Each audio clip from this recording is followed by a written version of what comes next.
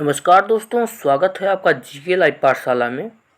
UP plus सी PT 2023 के लिए अंकित Bhati sir की प्रैक्टिस सेट हम लोग कवर कर रहे हैं, जो कि हाल ही में न्यू लॉन्च हुई है।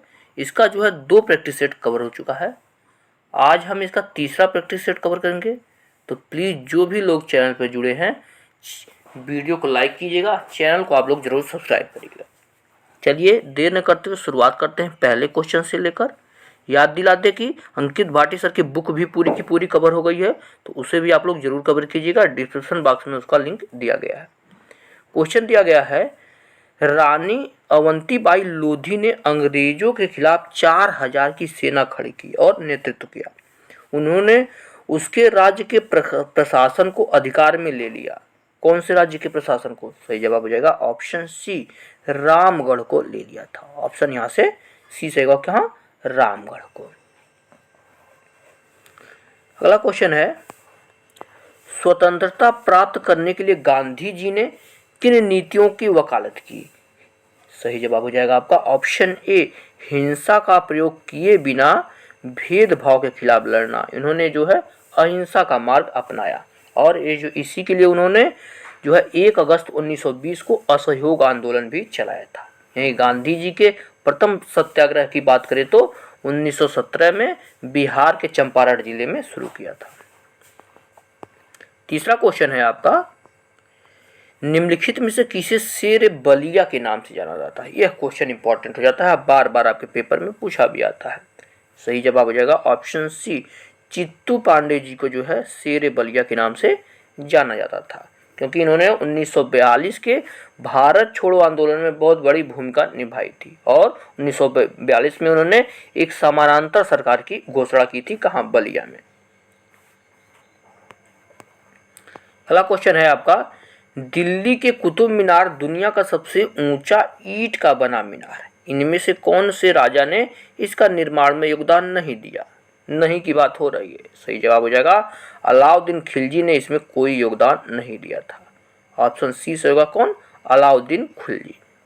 यही कुतुब मीनार की बात करें तो गुलाम वंश के शासक कुतुबुद्दीन ऐबक ने कुतुब मीनार की नींव रखी थी, और इसके बाद जो इल्तुतमिश आया, इसने इसकी 3 मंजिलें बनाए, और देखा जाए तो फिरोज शाह तुगलक इसकी 5वीं और अंतिम मंजिल इन्होंने बनवाया था। तो 3 राजाओं ने इसमें महत्वपूर्ण भूमिका निभाई थी। अगला क्वेश्चन है, ब्रिटिश संसद के किस अधिनियम के अंतर्गत प्रांतों में जिम्मेदार सरकार का प्रावधान किया गया? इसका जवाब है ऑप्शन ए, 1935 के अधिनियम के तहत ऐसा किया गया था। ऑप्शन ए सही है, 1935 के अधिनियम। अब यही 1935 के अधिनियम की बात करें तो इसके अंतर्गत जो है प्रांतों में द्वैध शासन समाप्त करके केंद्र में द्वैध शासन लागू किया गया था। यह क्वेश्चन आपके लिए बार बार पूछा जाता है। यही 1909 के अधिनियम के बारे में पूछा जाता है, तो इसे ही मॉन्टेगू चेम्सफोर्ड सुधार के नाम से जाना जाता है, जो आपके ऑप्शन बी में दिया है। और जो है 1919 का अधिनियम की बात करते हैं तो आपका मॉन्टेगू चेम्सफोर्ड हो गया। 1909 का अधिनियम भी ऑप्शन में दिया गया है, तो इसे जो है मार्ले मिंटो सुधार के नाम से भी जानते हैं। अगला क्वेश्चन 6 नंबर का है, निम्नलिखित में से किस उपनिषद में, आगे देखते हैं क्या दिया गया है। क्वेश्चन है आपका, किस उपनिषद में वसुधैव कुटुंबकम शब्द का उल्लेख किया गया है? सही जवाब हो जाएगा आपका ऑप्शन ए, महा उपनिषद में जो है वसुधैव कुटुंबकम की बात की गई है। उपनिषदों की संख्या की अगर बात करें तो कुल जो है 108 उपनिषद हैं। बृहदारण्यक सबसे बड़ा उपनिषद है, इस बात को आप लोग ध्यान रखिएगा। यही सबसे छोटे उपनिषद की बात करें तो मांडुक्य उपनिषद जो है यह सबसे छोटा उपनिषद है। अगला क्वेश्चन देखते हैं, दिया गया है, माना जाता है कि गौतम यानी सिद्धार्थ ने अंतिम ज्ञान प्राप्ति के लिए बोध गया जाने से पहले 6 साल तक कौन से स्थान पर शुद्ध चित्त से ध्यान किया था? सही जवाब हो जाएगा आपका ऑप्शन बी, प्राग बोध में किया था। ऑप्शन यहाँ से बी सही हो जाएगा। गौतम बुद्ध के बारे में देखा जाए तो उन्होंने 14 साल राजगीर और नालंदा में बिताए थे। इनका जन्म जो है 563 ईसा पूर्व बैसाख पूर्णिमा के दिन कपिल वस्तु राज्य के लुम्बिनी गांव में हुआ था। ये भी क्वेश्चन बार बार पूछा जाता है, ठीक है ना। इतखोरी जो कि झारखंड राज्य में है, यहाँ गौतम बुद्ध कुछ समय के लिए यहाँ भी रुके थे, क्वेश्चन पूछा जाता है। अगला क्वेश्चन, चीनी यात्री इंसिंग में 3 वर्ष ठहरकर संस्कृत सीखा था। कहाँ ठहरकर सीखा था? इसका ऑप्शन देखते हैं। सही जवाब हो जाता है आपका ऑप्शन ए। ये जो है ताम्र लिपि में 3 वर्ष ठहरकर संस्कृत सीखा था। अगला क्वेश्चन है, भारत में वंदे मातरम नामक पत्रिका के संस्थापक किसने थे, यानी कौन किया? इसका जवाब हो जाएगा आपका ऑप्शन डी, जो है बिपिन चंद्र सान्याल ने किया था वंदे मातरम पत्रिका का संपादन। ऑप्शन यहां से डी सही हो जाएगा। अगला क्वेश्चन है 10वां नंबर का क्वेश्चन। देखिए थोड़ा छोटा करते हैं ताकि सारे ऑप्शन दिखाई दें। दिया गया है आपका, निम्नलिखित में से कौन सा विकल्प मुगल शासक एवं उसके शासन काल के दौरान भारत आने वाले विदेशी यात्री का आधार पर सही तौर पर सुमेलित है? इसका जवाब हो जाएगा ऑप्शन सी, औरंगजेब जो है वह मनुची है। ऑप्शन यहाँ से सी आपका सही हो जाएगा। विदेशी यात्री यानी मनुची औरंगजेब के शासनकाल में आया था, यह आपका सही सुमेलित है। बाकी यहीं अगर जो जहांगीर की बात करें तो इसके दरबार में जो है ह्वेनसांग दिया गया, लेकिन इनके जगह में सर टॉमस रो आए थे और कैप्टन हॉकिंस आए थे। शाहजहां के दरबार में आपके पीटर मुंडी आए थे और अकबर के दरबार में आपका सर स्टाफे जो है टॉमस स्टीफेंस आए थे। मनुची आपके औरंगजेब और जो है शाहजहां के दरबार में आए थे। 11 नंबर का क्वेश्चन देखते हैं। दिया है, रेड क्लिफ रेखा निम्नलिखित में से किसके साथ भारत की सीमा का सीमांकन करती है? इसका जवाब हो जाएगा ऑप्शन ए, रेड क्लिफ जो है भारत और पाकिस्तान की सीमा का जो है निर्धारण करती है। यही मैकमोहन रेखा की बात करें तो यह है आपके भारत और चीन के बीच सीमा बनाता है, और जो है डूरंड रेखा की बात करें तो भारत और अफगानिस्तान के बीच सीमा बनाता है। यह तो है तीनों रेखाएं बहुत से इंपॉर्टेंट है। अगला क्वेश्चन, केन नदी मध्य भारत के बुंदेलखंड क्षेत्र की प्रमुख नदियों में से है। जो आगे देखते हैं, जो 2 राज्यों कौन कौन, एक मध्य प्रदेश और एक दूसरा राज्य कौन सा जहां से होकर बहती है? सही जवाब हो जाएगा मध्य प्रदेश और उत्तर प्रदेश से होकर बहती है। ऑप्शन यहां से सी सही हो जाएगा। नेक्स्ट क्वेश्चन 13 नंबर का दिया गया है, उष्णकटिबंधीय सदाबहार वनों के संबंध में निम्नलिखित में से कौन सी विशेषता सही नहीं है, यानी गलत दिया है? इसका जवाब हो जाएगा, देखिए इन वनों में पेड़ों की ऊंचाई 60 मीटर से या इससे अधिक होती है, बिल्कुल सही है। इन वनों में वर्षा लगभग 100 सेंटीमीटर वर्ष भर होती है, ये भी सही है। ये वन अच्छी तरह से स्तरीकृत होते हैं, बिल्कुल सही है। लेकिन डी जो दिया है, ये उष्ण और आर्द्र क्षेत्र में पाए जाते हैं, ये है आपका गलत ऑप्शन है। ऑप्शन यहाँ से डी आपका सही हो जाएगा।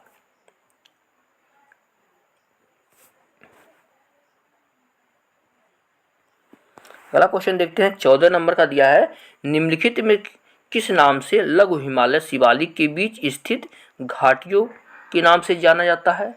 सही जवाब हो जाएगा ऑप्शन ए, इन जो है घाटियों को दून कहा जाता है। जैसे आपका देहरादून हो गया जो है, ये सब दून के नाम से जाने जाते हैं। इस बात को आप लोग ध्यान में रखिएगा। 15 नंबर क्वेश्चन की तरफ बढ़ते हैं। दिया गया है, 2011 की जनगणना के अनुसार निम्नलिखित में से किस राज्य में महिला लिंगानुपात सबसे कम है? सही जवाब हो जाएगा ऑप्शन डी, हरियाणा में जो है महिला लिंगानुपात सबसे कम है। लिंगानुपात के विषय में जो आपके 4 ऑप्शन दिए हैं, उत्तर प्रदेश की अगर बात करें तो यहाँ पर लिंगानुपात जो है 912 है। पंजाब में लिंगानुपात की बात करें तो 895 है। सिक्किम में देखा जाए तो 890 है, और हरियाणा में अगर देखा जाए तो 879 है लिंगानुपात। अगला क्वेश्चन, रिजर्व बैंक के नोट निगमन विभाग के पास हर समय कम से कम कितने मूल्य का स्वर्ण कोष रहना चाहिए? इसका जवाब हो जाएगा 115 करोड़ रुपए का रहना चाहिए। ऑप्शन यहाँ से 20 है, कितना 115 करोड़ रुपए होने चाहिए। अगला क्वेश्चन है, निम्नांकित में से कौन भारत में सहकारी कृषि के विचार का समर्थक नहीं था? सही जवाब हो जाएगा ऑप्शन सी, चौधरी चरण सिंह नहीं थे। ऑप्शन यहाँ से सी से होगा कौन, चौधरी चरण सिंह जो है इसके समर्थक नहीं थे। आगे आपका 18 नंबर क्वेश्चन की तरफ बढ़ते हैं। दिया गया है निम्नलिखित में से क्या भारत में नीली क्रांति से संबंधित है। सही जवाब हो जाएगा ऑप्शन सी, मत्स्य पालन से संबंधित है नीली क्रांति। यही देखा जाए कुछ क्रांतियों के बारे में देख लेते हैं जो कि आपके इंपॉर्टेंट है, पेपर में पूछे जाते हैं। पेट्रोलियम उत्पादन से अगर बात करें तो काली क्रांति से संबंधित, नीली क्रांति आपका मत्स्य उत्पादन हो ही गया। गोल्ड फाइबर क्रांति के बारे में पूछा जाता है, यह जो है जूट उत्पादन से संबंधित है। यही श्वेत क्रांति के बारे में भी पूछा जाता है, तो यह आपका डेयरी दूध उत्पादन से संबंधित है। तो कुछ क्रांतियां जो है आप लोग ध्यान में रखिएगा, बार बार आपके एग्जाम में इसके बारे में पूछा जाता है। नेक्स्ट क्वेश्चन है, भारत में 8 कोर सेक्टर में किसे शामिल नहीं किया गया है। सही जवाब हो जाएगा ऑप्शन डी, इसमें जो है रसायन को शामिल नहीं किया गया है। जो 8 कोर सेक्टर में क्या क्या चीज़ शामिल है इसकी बात करें तो इसमें जो है रिफाइनरी उत्पादन है, बिजली है, आपका स्टील कोयला है, कच्चा तेल है, प्राकृतिक गैस है, सीमेंट है, उर्वरक है, लेकिन रसायन इसमें शामिल नहीं किया गया है। अगला क्वेश्चन है, निम्नलिखित में से कौन सी आर्थिक गतिविधियां प्राथमिक क्षेत्र के अंतर्गत आती हैं। ठीक है, सही जवाब हो जाएगा आपका ऑप्शन सी, पहला दूसरा तीसरा तीनों आते हैं, यानी मत्स्य पालन भी, डेयरी भी और कृषि भी, तीनों के तीनों जो है प्राथमिक क्षेत्र में आते हैं। ऑप्शन यहाँ से सी सही हो जाएगा 20 नंबर क्वेश्चन का सही जवाब। बढ़ते हैं अगले क्वेश्चन की तरफ। दिया गया है आपका, भारत में समवर्ती सूची की संकल्पना कहाँ से उद्घृष्ट है। समवर्ती सूची तो लिया गया है आपके ऑस्ट्रेलिया के संविधान से। ऑस्ट्रेलिया के संविधान से समवर्ती सूची लिया गया है। बहुत ही इंपॉर्टेंट है इस चीज़ के बारे में जानना, क्योंकि निश्चित रूप से भारत के जो है संविधान के स्रोत बार बार पूछे जाते हैं और आपके पेपर में एक न एक कोई आएगा। तो इसे जो है एक बार सरसरी नजर से कुछ देख लेते हैं। जैसे हो गया है आपका ऑस्ट्रेलिया से क्या क्या लिया गया, तो यहाँ से जो है समवर्ती सूची लिया गया है। संसद की संयुक्त बैठक जो बुलाई जाती है वो भी यहीं से ली गई है। अमेरिका की अगर बात करें तो मौलिक अधिकार यहाँ से लिया गया है और न्यायिक पुनरावलोकन भी यहीं से लिया गया है। यहीं पूर्व सोवियत संघ यानी यूएसएसआर से बात करें तो यहाँ से मौलिक कर्तव्य लिया गया है। संविधान की प्रस्तावना यहाँ से ली गई है। सामाजिक राजनीतिक न्याय की बात भी यहीं से की जाती है। यहीं ब्रिटेन के संविधान से बात करें तो संसदीय शासन प्रणाली जो है आपके ब्रिटेन के संविधान से ली गई है और एकल नागरिकता भी आपके ब्रिटेन से लिया गया है। आयरलैंड की बात आती है तो राज्य के नीति निर्देशक तत्व आके जो है आयरलैंड से लिया गया है। संविधान संशोधन की प्रक्रिया बार बार पूछी जाती है तो ये जो है दक्षिण अफ्रीका के संविधान से लिया गया है। अगला क्वेश्चन 22 नंबर का दिया गया है, भारतीय संसद बनती है। सिंपल सा क्वेश्चन है। तो भारतीय संसद में जो है लोकसभा, राज्यसभा तथा राष्ट्रपति तीनों लोग को मिलाकर जो है भारतीय संसद का निर्माण होता है। ऑप्शन यहाँ से आपका डी सही हो जाएगा। अगला क्वेश्चन दिया गया, मिलान करना थोड़ा छोटा करते हैं ताकि अच्छे से हम लोग मिलान कर पाए। दिया गया है आपका 23वां क्वेश्चन है। सूची दिया गया और सूची सेकंड दिया गया जो है कुछ आयोग दिए गए हैं और कौन से अनुच्छेद के अंतर्गत यह आते हैं, इनकी बात यहाँ पर की गई है। संवैधानिक संशोधन की अगर हम बात करें तो यह जो है आर्टिकल जो है 368 में आता है संवैधानिक संशोधन। तो पहले का जो है ए का चौथे से मिलेंगे। वित्त आयोग सिंपल सा क्वेश्चन है, आर्टिकल 280 के अंतर्गत जो है वित्त आयोग आता है। वित्तीय आपात की अगर हम बात करें तो 360, 352, 356, 360 आप लोग पढ़े ही हैं। वित्तीय आपात जो है 360 के अंतर्गत आते हैं। और अखिल भारतीय सेवाओं का निर्माण जो है आपके अनुच्छेद 312 के अंतर्गत आता है। तो इस तरह से हम मिलान करेंगे। सही आपका ऑप्शन यहाँ से बी हो जाएगा। सही ऑप्शन क्या हो जाएगा, ऑप्शन बी। पहले का चौथा से, दूसरे का तीसरा से, तीसरे का पहला से और चौथे का दूसरा से हम लोग मिलान करेंगे। इस तरह से करेंगे। अगला क्वेश्चन है, भारत के नियंत्रक एवं महालेखा परीक्षक के संबंध में निम्नलिखित में से कौन सा कथन सही नहीं है। नहीं की बात करी है, तो इसके ऑप्शन देखते हैं अगले पेज पर क्या दिया गया है। सही ऑप्शन आपका यहाँ से डी हो जाएगा, उसको राष्ट्रपति पद कर सकता है। यह आपका सही ऑप्शन नहीं है, क्योंकि जो है जो है आर्टिकल 148 के अनुसार नियंत्रक एवं महालेखा परीक्षक की नियुक्ति होती है, जिसकी नियुक्ति राष्ट्रपति द्वारा की जाती है और यह पद ग्रहण के 6 वर्ष या 65 वर्ष तक जो है अपने पद पर रहता है। इसकी बात यहाँ से हो जाती है। अगला क्वेश्चन है 25 नंबर का, दिया गया है केंद्रीय सतर्कता आयोग निम्नलिखित में से किस एक समिति की सिफारिश पर गठित की जाती है? सही जवाब हो जाएगा ऑप्शन ए, यह जो है संथानम समिति की जो है अनुशंसा पर केंद्रीय सतर्कता आयोग की गठन की गई थी। ऑप्शन यहाँ से ए आपका सही हो जाएगा। अगला क्वेश्चन है धारा का एसआई मात्रक क्या होता है? सही जवाब हो जाएगा आपका ऑप्शन नंबर यहाँ से डी सही होगा, एम्पियर होता है। क्या होता है? एम्पियर होता है। यही प्रतिरोध का मात्रक की अगर बात करें तो आपका ओम होता है। विभवांतर की बात करें तो वोल्ट होता है। धारिता की इकाई की बात करें, बार बार पूछा जाता है, तो फैराडे होता है। यह सब जो है याद रखना चाहिए। अगला क्वेश्चन दिया है जब बल विस्थापन द्वारा होता है तो बल द्वारा किए गए कार्य को ऋणात्मक माना जाता है। तो विस्थापन कैसा होता है तब ऋणात्मक माना जाता है? सही जवाब है ऑप्शन डी, बल की दिशा अगर विपरीत होती है तो जो है ऋणात्मक माना जाता है। यहाँ से आपका ऑप्शन डी सही होगा, क्योंकि यह न्यूटन के गति के दूसरे नियम पर जो है बल संवेग परिवर्तन की दर के अनुपाती होता है। जब वस्तु विस्थापन की दिशा में होती है तो बल द्वारा किया गया कार्य धनात्मक माना जाता है। यह जो है न्यूटन की गति का दूसरा नियम है। अगला क्वेश्चन है बिना बुझे चूने का रासायनिक नाम क्या है? सही जवाब हो जाएगा आपका ऑप्शन नंबर यहाँ से सी से होगा, कैल्शियम ऑक्साइड नाम है इसका। क्या नाम है? Calcium oxide.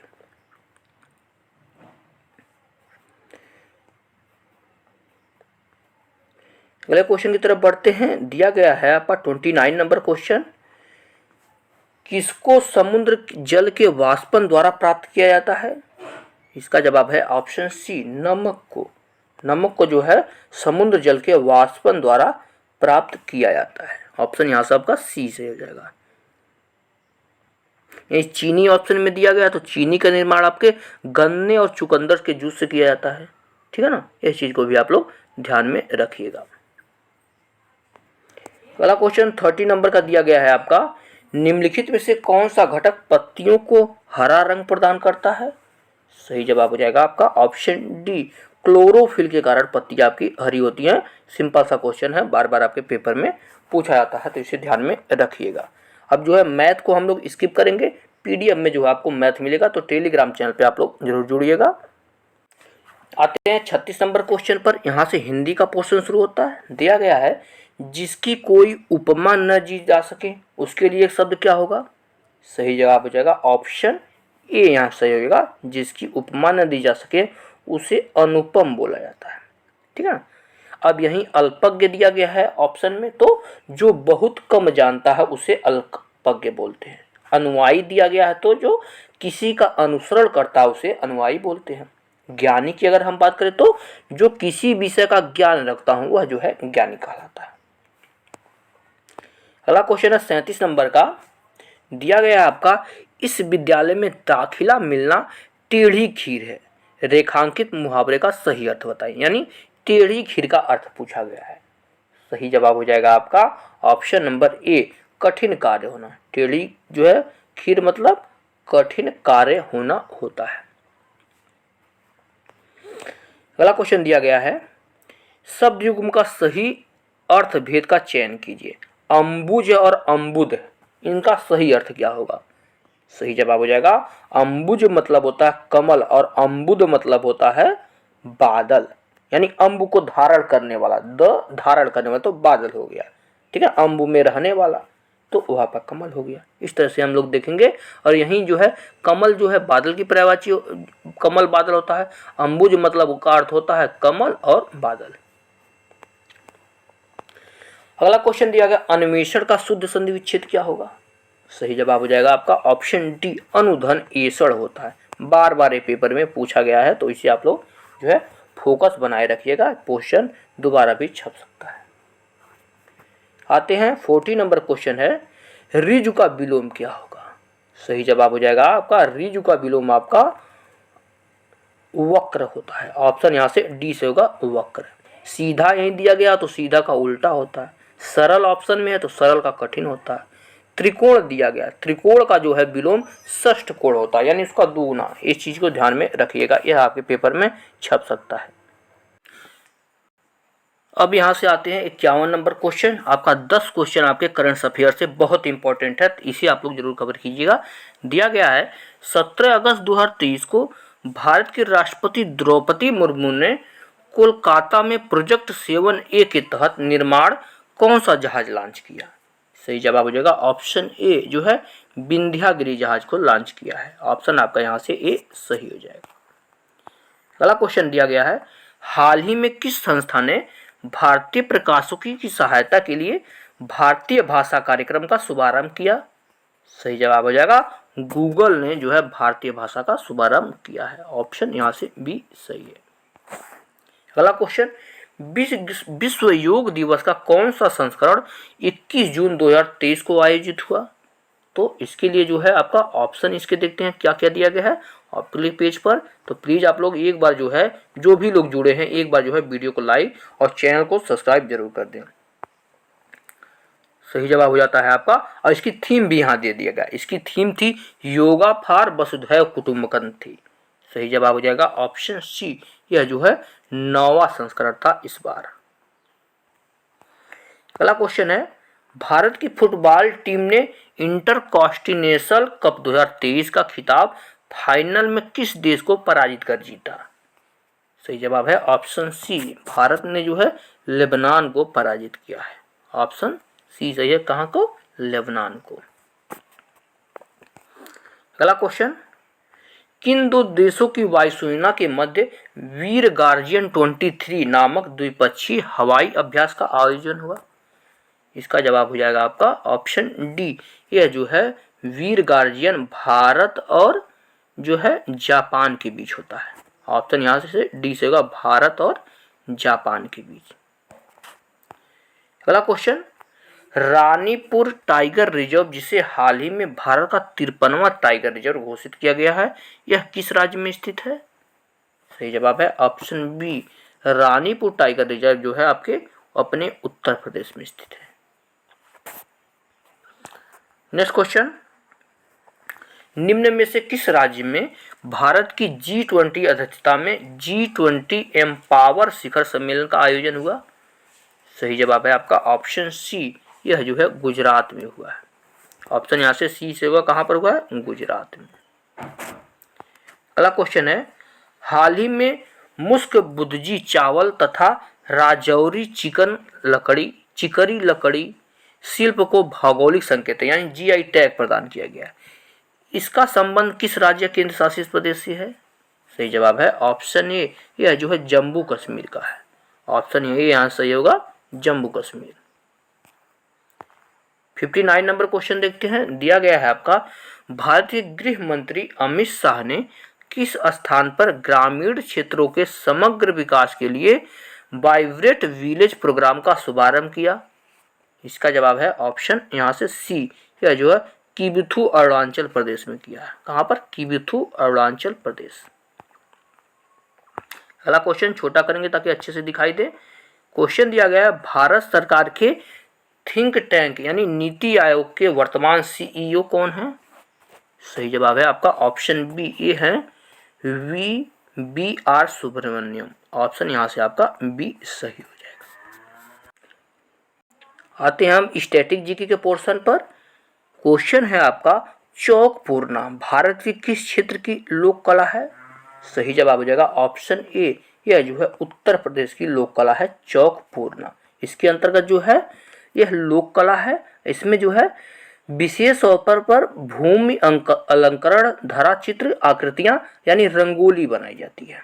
यहीं जो है कुछ राज्यों के लोक कला दिए गए हैं, इसे आप लोग ध्यान से देखिएगा, जो है अच्छे से पढ़िएगा ताकि आपको समझ में आ जाए। जैसे राजस्थान की बात करें तो यहाँ पर मांडना होता है, गुजरात में रंगोली मनाई जाती है, उड़ीसा में जो है झोटी व मरूजा होता है, महाराष्ट्र में भी रंगोली होती है, मध्य प्रदेश की बात करें तो यहाँ सतिया होता है और बिहार में अरिपन होता है। यहीं उत्तराखंड में भी होता है तो यह जो है अपना एपवा बुलाता है।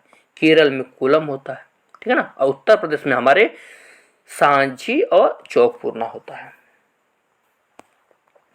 अगला क्वेश्चन है 62 नंबर का, संसद के 2 क्रमिक सत्रों के बीच अधिकतम कितना अंतराल हो सकता है? सही जवाब है आपका ऑप्शन डी, जो है अधिकतम 6 महीने का अंतराल हो सकता है, इससे ज्यादा आपका नहीं हो सकता है। ऑप्शन नंबर यहाँ के डी सही है। यानी संसद के सत्र की अगर बात करें तो संसद में कुल 3 सत्र होते हैं। पहला सत्र जो है बजट सत्र होता है, जो कि जनवरी फरवरी से मई तक होता है। उसके बाद मानसून सत्र आता है, जो कि जुलाई अगस्त से लेकर सितंबर तक चलता है। और तीसरा आपका शीतकालीन सत्र होता है, जो कि नवंबर दिसंबर में होता है। यह भी आपके पेपर में पूछा जाता है। अगला क्वेश्चन है, हाफ लॉन्ग हिल स्टेशन किस भारतीय राज्य में स्थित है? इसका जवाब हो जाएगा ऑप्शन डी, यह जो है असम राज्य में स्थित है। ऑप्शन यहाँ से डी सही होगा, कहां पर? असम राज्य में स्थित है। पहले क्वेश्चन पर आते हैं। दिया गया बर्मा की मुद्रा क्या है? 64 नंबर क्वेश्चन। सही जवाब हो जाएगा आपका ऑप्शन ए, बर्मा की मुद्रा आपका क्यात है। क्या है? क्यात है। यहां से आपका ऑप्शन ए सही हो जाएगा।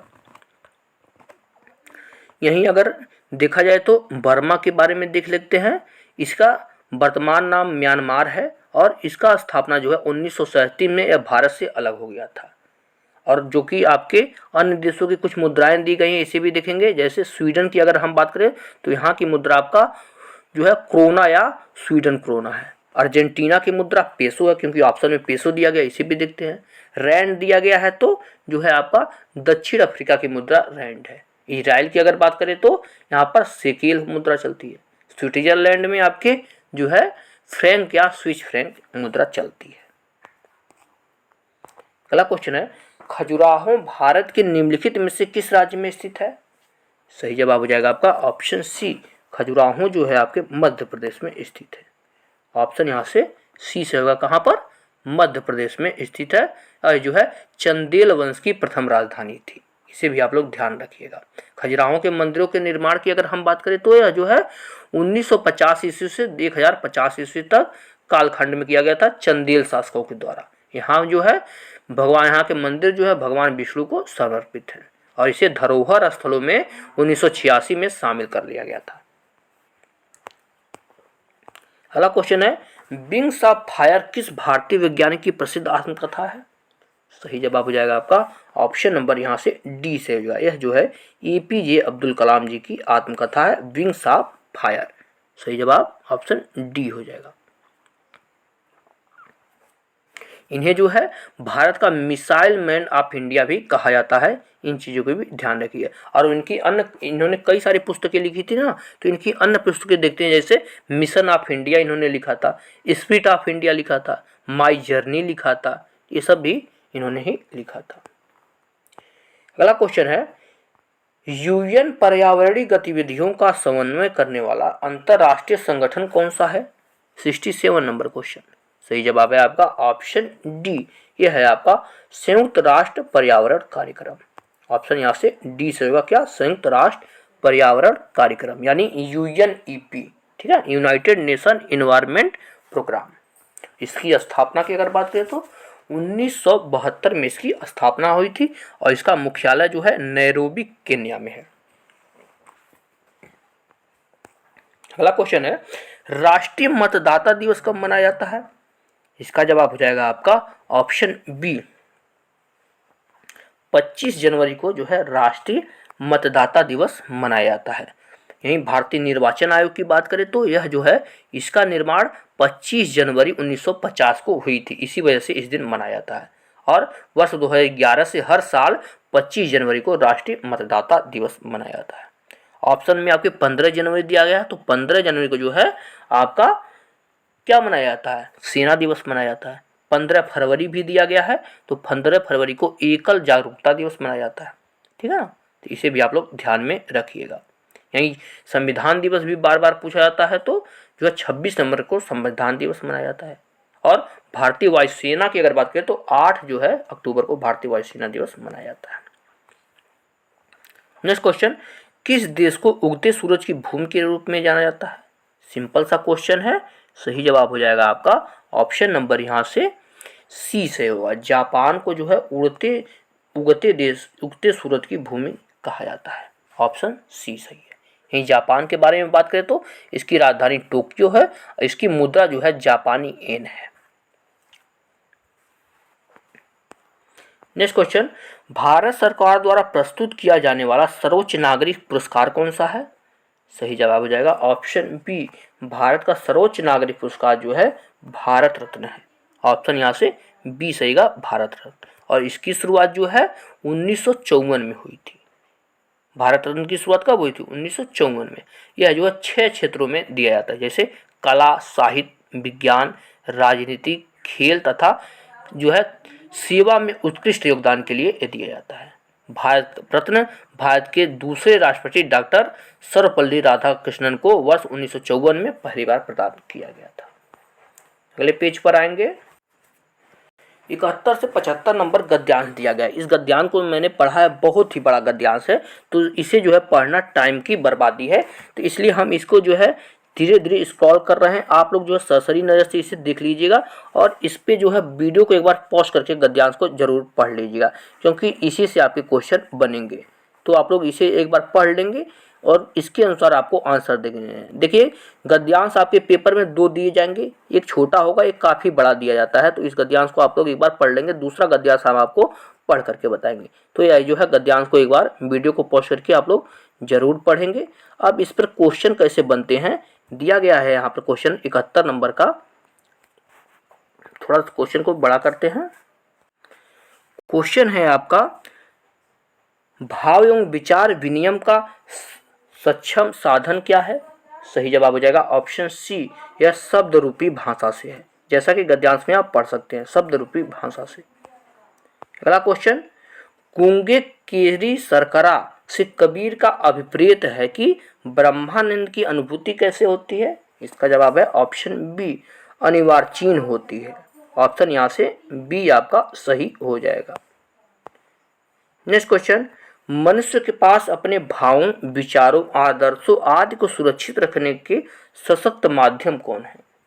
सही जवाब है ऑप्शन डी, साहित्य और कला है। ऑप्शन यहाँ से डी से होगा क्या? साहित्य और कला।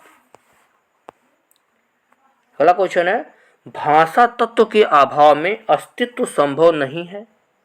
इसका जवाब है आपका ऑप्शन ए, मानवीय संवेदनाओं का जो है संवेदनाओं का अस्तित्व संभव नहीं है। नेक्स्ट क्वेश्चन, उपयुक्त अनुच्छेद का सर्वाधिक उपयुक्त शीर्षक क्या हो सकता है? इसका जवाब है ऑप्शन सी, राष्ट्रीयता और भाषा तत्व है। ऑप्शन यहाँ से सी सही हो जाएगा। एक गद्यांश और है, 76 से लेकर 80 तक क्वेश्चन है। इस गद्यांश को हम एक बार जरूर पढ़ते हैं। दिया गया है आपका, लेखक काम बहुत सी बातों में मधुमक्खियों से मिलता है। मधुमक्खियां मकरंद संग्रह के लिए कोसों को चक्कर लगाती हैं और अच्छे फूलों पर बैठकर उसका रस लेती हैं, तभी तो मधुर में संसार की सर्वश्रेष्ठ जो है मधुरता है। आगे देखते हैं, यदि आप अच्छा लेखक बनना चाहते हैं तो आपको यही वृत्ति ग्रहण करनी होगी। अच्छे अच्छे ग्रंथों का खूब अध्ययन कीजिए और उनकी बातों पर मनन कीजिए, फिर आपकी रचनाओं में भी मधुरता सा जो है माधुर्य आने लगेगा। कोई अच्छी युक्ति, कोई अच्छा विचार भले ही दूसरों से ग्रहण किया गया हो, पर यदि यथेष्ट मनन कर आप अपनी रचनाओं में स्थान, आगे देखते हैं क्या दिया गया है, स्थान देंगे तो वह आपका हो जाएगा। मनन पूर्ण लिखे हुए सामग्री के संबंध में शीघ्र किसी को यह कहने का साहस ही नहीं होगा यह अमुक स्थान ले ली गई है या उशिष्ट है। जो बात आप भली भांति आत्मसात कर लेंगे वह फिर आपकी हो जाएगी। यह आपका गद्यांश है। क्वेश्चन देखते हैं 76 नंबर का। दिया गया आपका, मधुमक्खियों की शहद में संसार की सर्वश्रेष्ठ मधुरता है, क्योंकि सही जवाब हो जाएगा ऑप्शन सी, मधुमक्खियां अच्छे फूलों पर बैठकर उनका रस लेती हैं। यह जो है आपके गद्यांश में दिया गया है। अगला क्वेश्चन देखते हैं। दिया गया है, आपकी रचनाओं में भी मधु का सा माधुर्य आने लगेगा, यदि आप क्या करेंगे? सही जवाब है आप मधुमक्खियों की वृत्ति अपना लेंगे, यानी जो है बहुत सारे जो है ग्रंथों का, अच्छे अच्छे ग्रंथों का अध्ययन करेंगे और उस पर जो है अमल करेंगे। अगला क्वेश्चन है, जो बात आप भली भांति आत्मसात करने लिखेंगे उससे क्या होगा? उससे होगा वह आपकी अपनी हो जाएगी। ऑप्शन यहाँ का आपका ए सही हो जाएगा। अगला क्वेश्चन है, लेखक के काम की तुलना की जा सकती है किससे? सही जवाब है ऑप्शन बी, जो है एक मधुमक्खी से की जा सकती है। यहाँ से ऑप्शन बी सही हो जाएगा।